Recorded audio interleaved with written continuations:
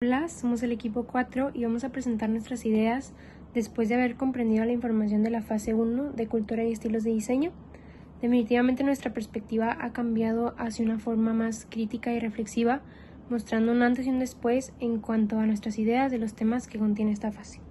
Empezando yo, el tema que me pareció más interesante fue el de cultura material. Antes no pensaba mucho en cómo estos objetos pueden reflejar tanta cultura y tanta historia simplemente con sus acabados o con la manera en que se usan y en lo que pueden simplemente llegar a reflejar. Pensar que en un futuro otras personas van a estudiar cómo nosotros usamos los objetos que usamos hoy en día me parece muy interesante. Asimismo, ahora analizo cómo los objetos que hoy en día estamos usando en un futuro pueden significar tanto y pueden ser tan impactantes para generaciones futuras como lo son los objetos de nuestros ancestros para mí y para el resto de mi generación. El simple hecho de pensar que la ropa, los teléfonos, los muebles y todo lo que usamos en nuestra vida cotidiana refleja nuestra época y nuestras costumbres me parece muy interesante y definitivamente algo en lo que me gustaría profundizar un poco más.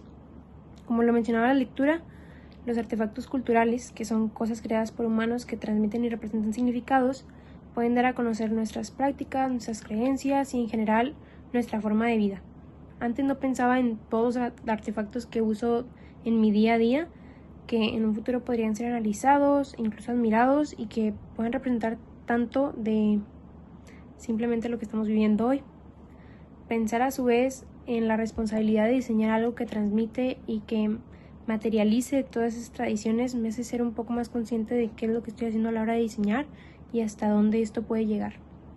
En general, el documento me hizo reflexionar mucho en cosas que antes ni siquiera pasaban por mi cabeza, siendo ahora consciente de que con lo que diseñamos se carga una gran responsabilidad de representar valores, creencias y estilos de vida, mientras que a la vez tratamos de representar nuestros ideales y crear cosas que sean funcionales, que quién sabe, a lo mejor en un futuro pueden estar en museos o alguien los va a estar estudiando para ver cómo era la sociedad hoy en día. Antes pensaba que un objeto como tal debía de servir para algo, una necesidad o una acción. Por ejemplo, un llavero que podría funcionar como una decoración de una mochila o una donde lo coloques.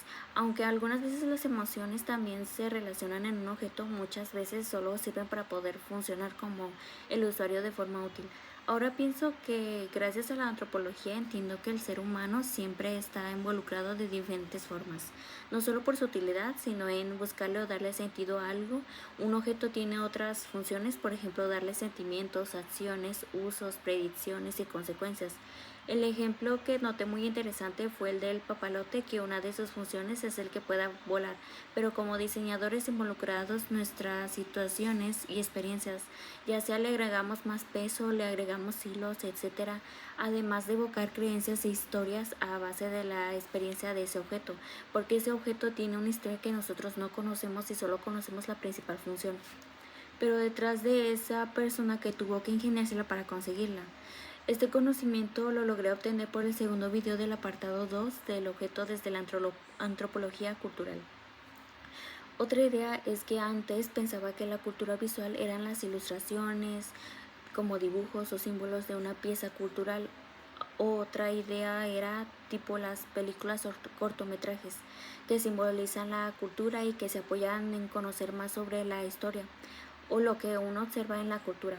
Ahora pienso que todo objeto, práctica o evento conlleva un sentido, como comprender el mundo de un grupo determinado, y que se analiza cómo surgió su producción de objeto, donde se conocen los valores, códigos y su producción. Este conocimiento lo logré reforzar por el apartado 1 de la lectura Cultura Visual. Otra idea: antes pensaba que un producto, específicamente en su diseño, debía funcionar para ser comercializado, ya que uno como persona se preocupa por generar dinero y vivir de ello. No importaba cómo se hiciera, con tal de que se pueda vender y servir al usuario, pero también uno piensa que su diseño no encuentra sentido. En ocasiones veo que las artesanías no se venden, solo pocos lo compran, como son los turistas, pero dentro de su comunidad nadie le interesa. Pero por ello uno se fija más en vender algo innovador, pero que no sea tan notable la cultura. Ahora pienso que el diseño es más que solo sirva para funcionar, que sea funcional en la sociedad. Se busca conocer más sobre la historia de un diseño, encontrando sentimientos y recuerdos, además de entender que debemos demostrar en nuestro diseño la cultura que nos representa. Como se menciona, los diseñadores capacitan a los artesanos cuando se debe de aprender de ellos, ya que ellos tienen más conocimiento sobre cómo manejar la cultura en el diseño. Cuando se trabaja en una cultura, ellos son los que más saben, antes que un diseñador, que en ocasiones trabajamos para el consumismo, pero no en reflejar nuestra cultura. Esto lo comprendí en la lectura del apartado 3, Diseño y colonización, nuevos enfoques críticos. Antes pensaba en un artefacto cultural como un simple objeto físico. Era valioso por su utilidad o porque nos contaba algo sobre el pasado. Sin embargo, después de leer la fase 1 e informarme al respecto, ahora lo veo de una manera mucho más amplia. El diseño no solo crea cosas útiles, sino que también produce objetos llenos de significados simbólicos. Estos objetos reflejan las creencias, los valores y el estilo de vida de una sociedad. En este sentido, el diseño funcionaría como un puente que comunica y ayuda a construir identidades culturales e incluso influye en nuestros hábitos diarios. En la actualidad, se entendería que el diseño es parte fundamental de nuestra cultura visual y material, y no solo un medio para crear productos. Ahora bien, el diseño se ha basado en ideas de Europa, lo que ha puesto las técnicas y estilos occidentales en una posición privilegiada. Por desgracia, esto ha dejado de lado a otras culturas, etiquetando sus creaciones como simple artesanía. El movimiento de descolonización busca precisamente cambiar esto. Este movimiento trata de cuestionar esas jerarquías y reconocer que existen muchas maneras de entender y hacer las cosas en el mundo. El diseño debe asumir una responsabilidad ética y política para crear un mundo más justo, lo que a veces implica cederle el micrófono a diseñadores y comunidades que históricamente han sido ignorados, evitando quedarse con el crédito por completo y sobre todo respetando su cultura y lo que esto representa. El diseño seguía modelos estandarizados, casi siempre pensando en la perspectiva occidental. No se tomaba en cuenta la diversidad cultural ni el impacto social que los productos podrían tener. Actualmente la práctica del diseño incluyente va más allá de la simple inclusión superficial. Su objetivo es generar un intercambio cultural equitativo, respetando y valorando las diferentes formas de ver el mundo. Si bien antes yo y una cantidad considerable de personas no éramos conscientes de lo que significaba la descolonización y los artefactos culturales, por quizás la ignorancia que se tiene con respecto a lo que puede significar un objeto, ahora, después de conocer más al respecto, me permite entender de una mejor manera lo que implica la relación de la cultura y los diseños, del impacto que puede generar el desvalidarlos por algo tan trivial como la monetización y el crédito propio. Mi nombre es Alan Elías y yo les voy a hablar sobre los artefactos culturales.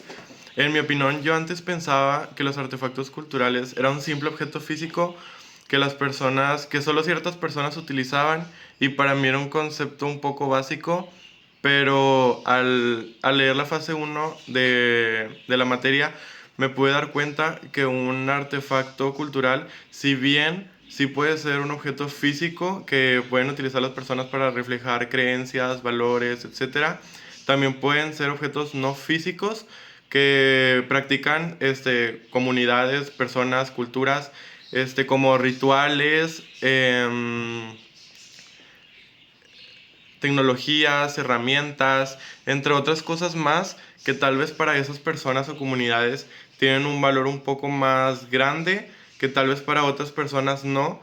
Entonces, un artefacto cultural en sí, como bien lo dice en la presentación la fase, pues no se basa solamente en objetos físicos, sino también puede ser costumbres, actividades, acciones que realizan otras personas. No es necesariamente solo el objeto físico, sino otras acciones que se les agrega el valor, en ellas queriendo reflejar creencias, valores, como ya lo mencioné.